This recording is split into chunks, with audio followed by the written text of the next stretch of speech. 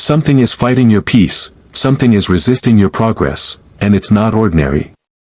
Some battles are not physical, they are spiritual. And if you don't fight them the right way, they will keep repeating. In this video, I'm not giving you motivation, I'm giving you weapons. 3 powerful psalms to win spiritual battles, and how to pray them in a way that breaks resistance, silences attacks, and shifts things in your favor.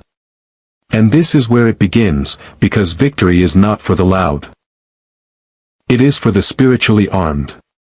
The first psalm you need is Psalm 35. This is not a gentle psalm. This is a battle cry. When you pray, contend, Lord, with those who contend with me, fight against those who fight against me, you are calling God into your situation as a warrior, not just a helper. This psalm is for moments when you feel attacked, misunderstood, or opposed without reason. Continue praying it with fire in your spirit. Take up shield and armor, arise and come to my aid. This is not poetry, it is warfare language. You are asking God to step into the battlefield of your life. And when you declare, may those who seek my life be disgraced and put to shame, you are not speaking from anger, you are standing on divine justice. This psalm shifts the battle from your hands into God's hands. Pray Psalm 35 in the early morning, before the day begins, when your spirit is still fresh. Stand on your feet if you can. Don't pray it casually. Pray it like someone who knows heaven is listening. This is important because morning prayers set the spiritual tone of your entire day. When you start with warfare, you walk into the day already defended. And once you have called God into the battle, you don't stay in fear, you move into authority. That is where the second psalm comes in, Psalm 91. This is your shield. This is your covering. Whoever dwells in the shelter of the Most High will rest in the shadow of the Almighty. That means you are not exposed, you are hidden. As you continue, speak it like a declaration, not a reading. No harm will overtake me, no disaster will come near my dwelling. This is how you cancel attacks before they manifest.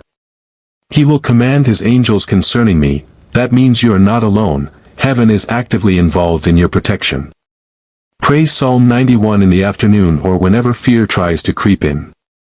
Speak it slowly. Let every word sink into your spirit.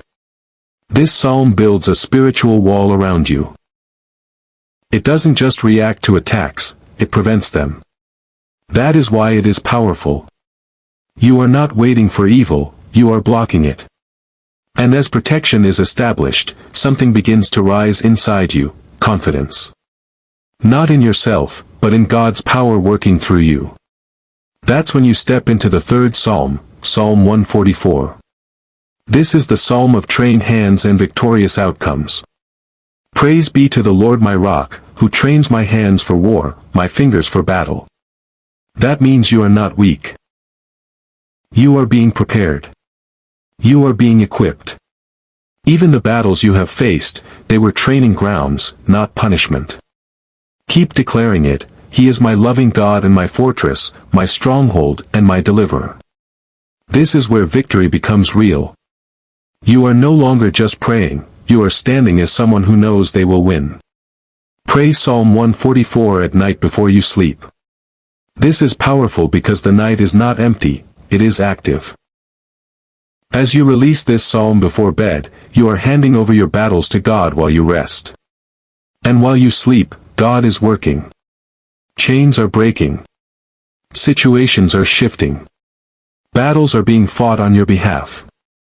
And this is how these psalms work together. Psalm 35 calls God into the fight. Psalm 91 builds your protection. Psalm 144 releases your victory. Call, cover, conquer. That is the pattern. But don't just listen and move on. This is not information, it is instruction. Pray these psalms consistently for 7 days. Morning, Psalm 35. Afternoon, Psalm 91. Night, Psalm 144. Speak them with boldness. Believe what you are saying. And watch closely, because something will begin to change. The heaviness will lift. The fear will fade. The resistance will weaken. And doors that felt locked will begin to open.